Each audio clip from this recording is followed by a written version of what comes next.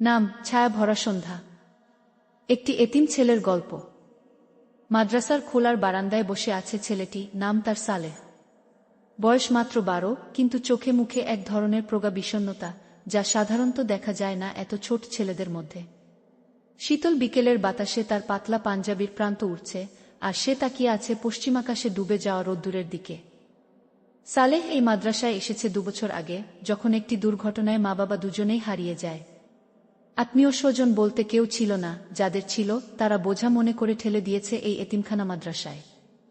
কিন্তু সালেহ কারো দয়ায় বাঁচে না, সে বাঁচে আল্লাহর আশায়।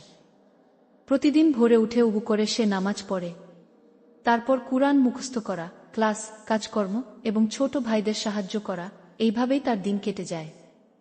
একদিন বিকেলে মাদ্রাসার হুজুর ডেকে বললেন, সালেহ, কাল শুক্রবার, মসজিদের খুতবার আগে আমাদের মেহমান আসবেন, তুমি কুরআন তিলাওয়াত করবে গু। এই কথা শুনে সালেহ কেঁপে উঠল। ভয় নয়, বিস্ময়ে। আমি? হ্যাঁ তুমি। হুজুর বললেন, তোমার তিলাওয়াতের মধ্যে এক ধরনের খুশু আছে, যা খুব কম শিশুদের মধ্যে পাওয়া যায়।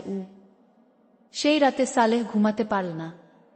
কাঁথা মুড়ি দিয়ে সে জানালার পাশে এসে দাঁড়াল। চাঁদের আলো পড়েছে উঠানে।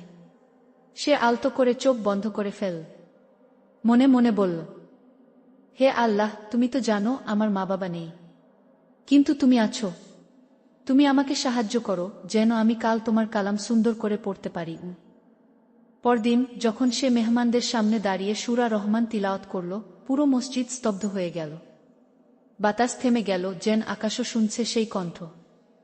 তিলাওয়াত শেষে একজন অতিথি উঠে দাঁড়ালেন, চোখে জল, কণ্ঠ কাঁপা।